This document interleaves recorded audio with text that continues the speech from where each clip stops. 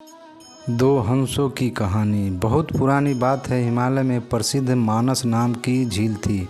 वहाँ पर कई पशु पक्षियों के साथ ही हंसों का झुंड भी रहता था। उनमें से दो हंस बहुत आकर्षक थे और दोनों ही देखने में एक जैसे थे। लेकिन उनमें से एक राजा था और दूसरा सेनापति। राजा का नाम धृतराष्ट्र और सेनापति का नाम समूखा था। झील का नज़ारा बादलों के बीच में स्वर्ग जैसा प्रतीत होता था। उन समय झील और उसमें रहने वाले हंसों की प्रसिद्धि वहां आने जाने वाले पर्यटकों के साथ देश विदेश में फैल गई थी। वहां का गुणगान कई कवियों ने अपनी कविताओं में किया, जिससे प्रभावित होकर वाराणसी के राजा को वह नज़ारा देखने की इच्छा हुई।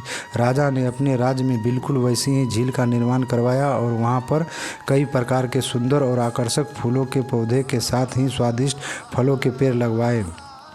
साथ ही विभिन्न प्रजाति के पशु पक्षियों की देखभाल और उनकी सुरक्षा की व्यवस्था का आदेश भी दिया।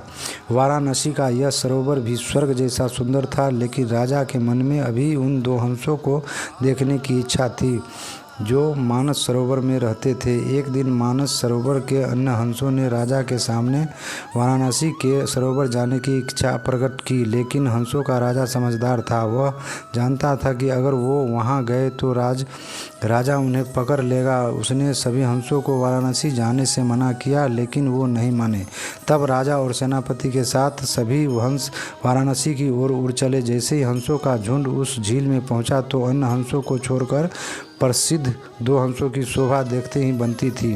सोने की तरह चमकती उनकी चोंच, सोने की तरह ही नजर आते उनके पैर और बादलों से भी ज़्यादा सफ़ेद उनके पंख हर किसी को अपनी ओर आकर्षित कर रहे थे।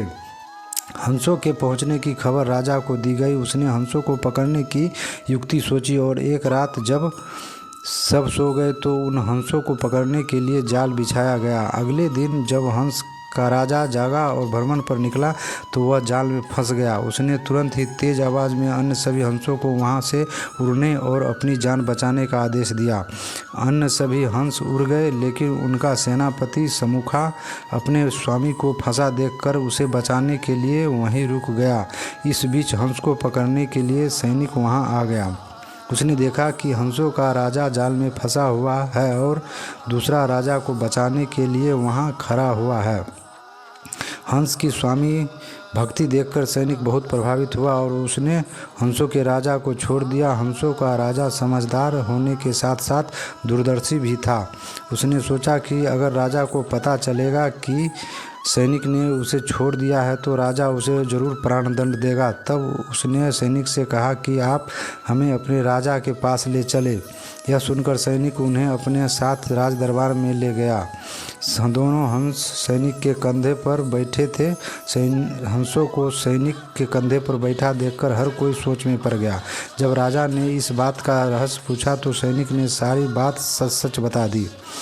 सैनिक की बात सुनकर राजा के साथ ही सारा दरबार उनके साहस और सेनापति की स्वामी भक्ति पर हैरान रह गया और सभी के मन में उनके लिए प्रेम जाग उठा। राजा ने सैनिक को माफ़ कर दिया और दोनों हंसों को आदर के साथ कुछ और दिन ठहरने का निवेदन किया।